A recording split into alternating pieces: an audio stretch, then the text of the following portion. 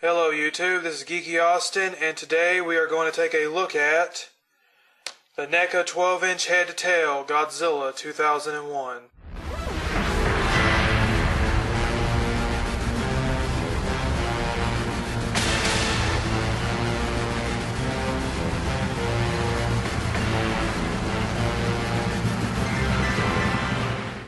This Godzilla stands at about 6 1/4 inches tall. And here he is compared to some other NECA Godzillas. Here he is with the 2014 Godzilla, and here he is with the NECA 1954 Godzilla.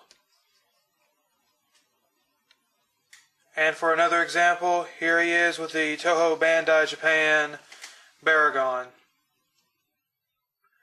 And right here, here's a close-up of the figure, so you can see what he looks like. The detail on this guy is really good, and I actually do like the attention that they gave in some of the spots on his face. His teeth are well done. His tongue is very nice. The way they've made his eyes, they look very menacing and very close to the actual suit from the movie. His claws are done nicely. As you can see, his feet are also very nice, and they look very much like the suit. These very huge, ridiculously sized pads and large claws and everything. And down for the tail right here, all the fins on his tail, the design of it looks really good. And the same goes for the dorsal fins on his back, which all have a very bone look to them, something that I actually do like from this Godzilla. And as for the paint, he is covered in a bit of the charcoal gray that you would see on all the Godzilla suits, but for whatever reason NECA also added a lightly green wash on the overall figure. So what this effect does is that in certain lighting he will look out to be more green than the suit actually is. It's a odd choice, but it kind of works. And the same on the mouth, all the tongue, the gums, the teeth and all are painted in. Not very well, and this is apparent on about all these figures. The jaw, it would seem that what they did for the lower jaw is they molded it in his flesh color right there and then tried to cover it up with paint trying to match this, but it doesn't look as good as they wanted it to. So in certain lighting, this lower jaw does look kind of ugly because you can see a lot of red blotches in it and everything. But still, it's not a bad attempt for what we got. This figure costs for around $20, and for what you get, it is not at all a bad figure.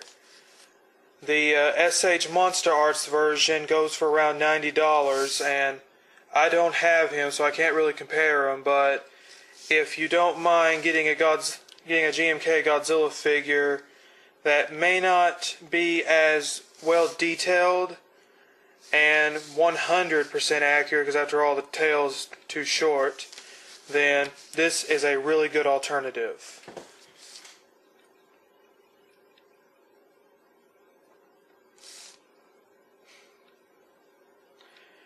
As for articulation, his head can go down about that far, about that high up, and can go to side about that much.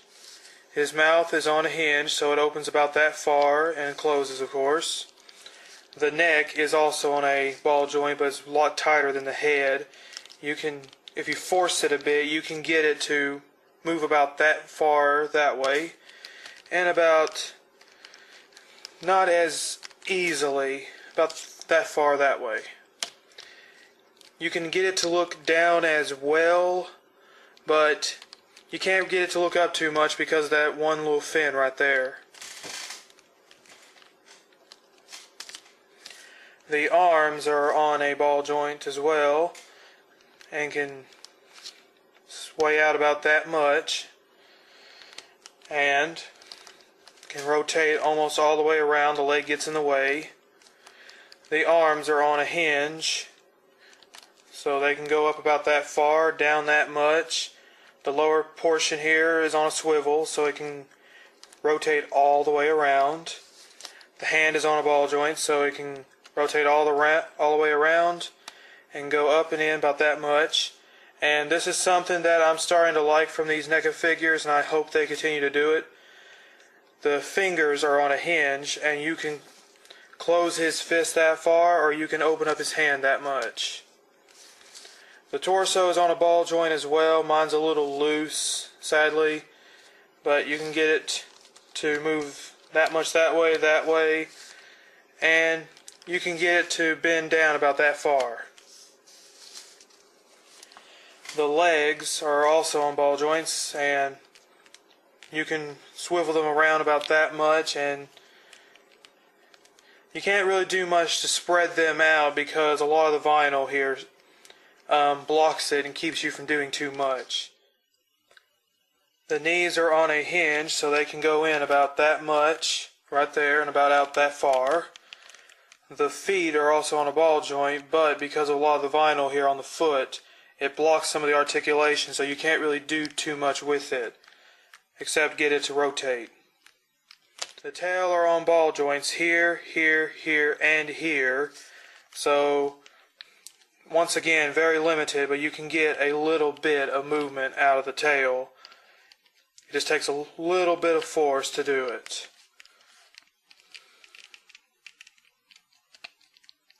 And from right here to the end, this entire section of his tail is a bendy wire, which you can get to do anything you want, but just like with any bendy wire, be very careful, because if you mess with it too much, you can actually break the wire in here or expose the wire, because it'll break out the rubber on most likely just the end right there.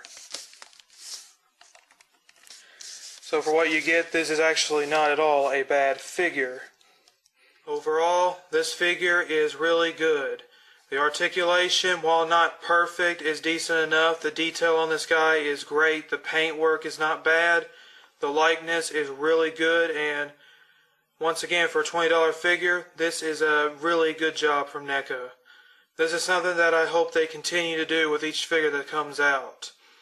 The NECA Shin Godzilla, which should be out a few days from now, I'm definitely going to look into getting him, and I think once more they did a good job with accuracy. This is something that I hope they continue to do with each figure that comes out, and I'm hoping that this line continues on for a good while.